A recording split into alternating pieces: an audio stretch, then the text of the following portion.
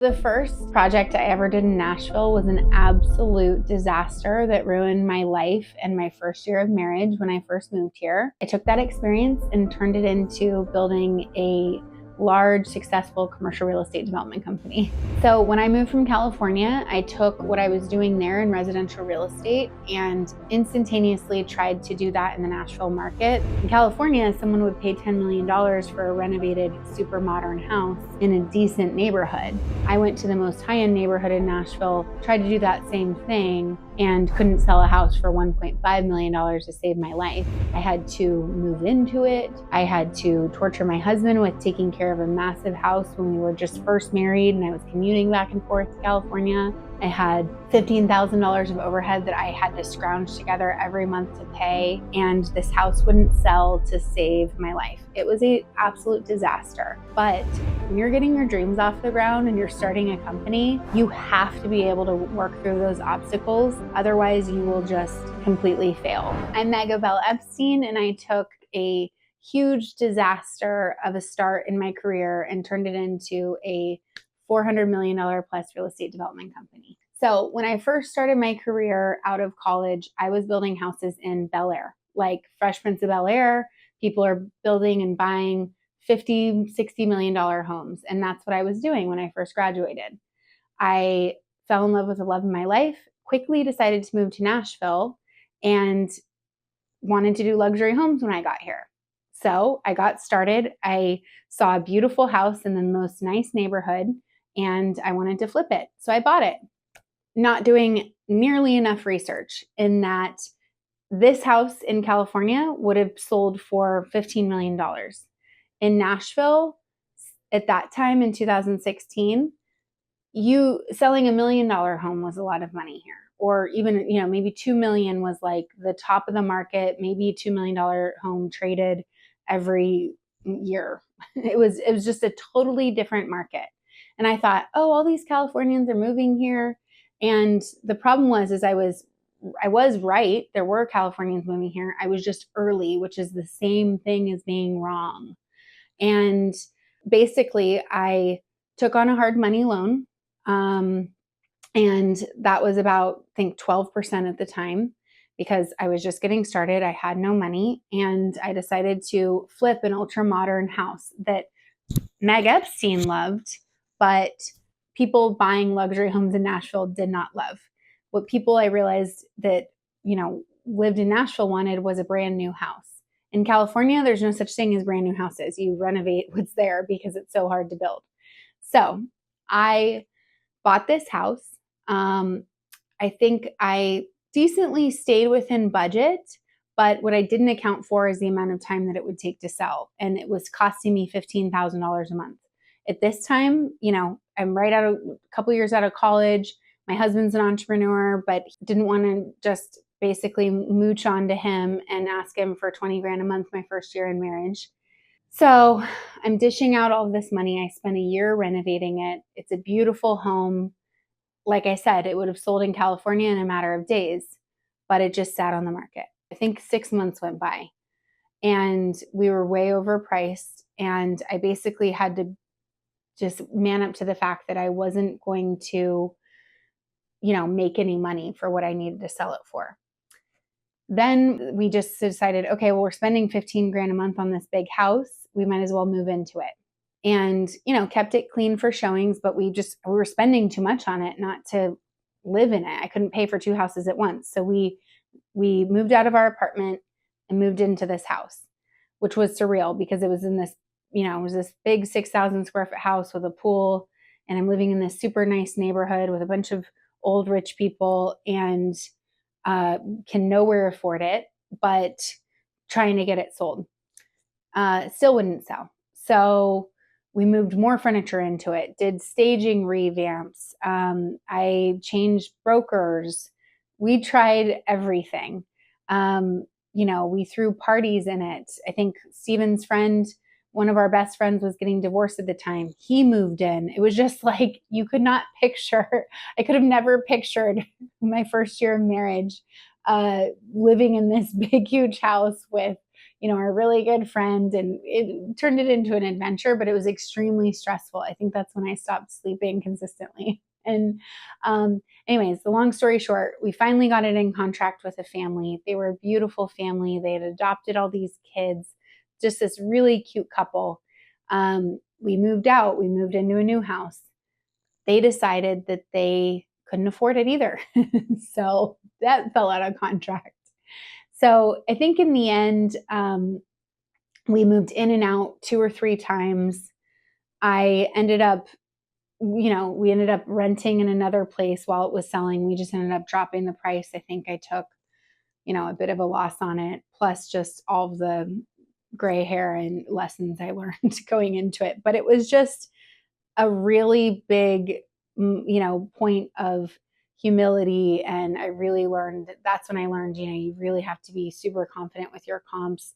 You have to be correct with timing. I mean, timing is a huge aspect. You can be totally right, but way too early and be very, very wrong. I learned a lot about finding the right partners and making sure your capital is patient enough, and just so many lessons in that first house that if I learned those lessons on a commercial project where the scale was so much larger and it's millions, I probably couldn't have recovered from it. But I learned a lot in the beginning, and I think that's what has made me such a tough, rigorous CEO over to overcome so many different obstacles, is because I've lived my mistakes and had to get out of them and pull myself up by my bootstraps myself. And things were never what they'd seemed. Here, I'm just newly in Nashville, first married. I'm living with my husband. We're living in this beautiful, super modern home that I'd renovated, had a big pool. We had, a couple acre lot. And meanwhile, in the background, I am like freaking out. It definitely created a lot of stress on our first year of marriage. Like, I don't think my husband had signed up for, bleeding capital and having me be so distracted and, working on something that basically had no return. And, we tried to make the best of it. We had a lot of friends over. It was just this very surreal situation. We're living in the middle of this huge Belmead, big neighborhood with all these mansions around, throwing parties for our, I think we were 29 at the time or something, or I was 29. So we'd throw parties and try to just enjoy it, but it was really eating me alive inside. And basically everything that I knew about my career to date, I had spent, 4 or 5 years building homes in San Francisco and Napa and Silicon Valley. And, basically was just it felt like it was wasted because I just couldn't do it in Nashville, and we weren't going to not live in Nashville. So it actually wasn't just one project. I was doing 3, but it was sort of the same disaster that all kind of happened at the same time. So it was the same situation. I got into 3 projects. They were all break even or losing propositions at best. And I had to, do all the work to finish them and get out of them quickly. After that, I went to Paris and I got away. And I went with my mother-in-law, who has an apartment there, and I stayed with her for free. And I basically just had to clear my head and start fresh. And that's when I had already kind of become interested in commercial, because I realized that the residential market space in Nashville was not going to be what it was to me in California, and I had to pivot into commercial. So it already started with my first riverfront development as I was wrapping up the residential. If I had known at the time at how bad the residential projects were going to end, I probably wouldn't have had the courage to just be like, oh, I'm going to be a commercial developer now that I can't figure out flipping houses, because that doesn't make any sense. And so I was already kind of underway, but I took time for myself and space to kind of reinvent myself. And I got out of the environment, and I, went to stay with my husband's mom, my mother-in-law at the time, who was so sweet to let me use her apartment. And it didn't really cost me anything. I didn't have money, but I just went there on miles and started over. And I got enough headspace. I think I was there for at least a month, and I got enough headspace to focus newly on my goals and kind of recover from the trauma that was all of the failures of the residential journey. And basically I used that time. I don't think I could have done that in Nashville. I think for me, I'm sorry, it's Paris, France. Like there is an actual therapeutic element to it. But I think getting out of the space, getting out of the environment, having time for myself. I mean, I had no job, I didn't have any money. So at least I had time. That's what I could build from. And that's how I started started the venture of my first project in commercial.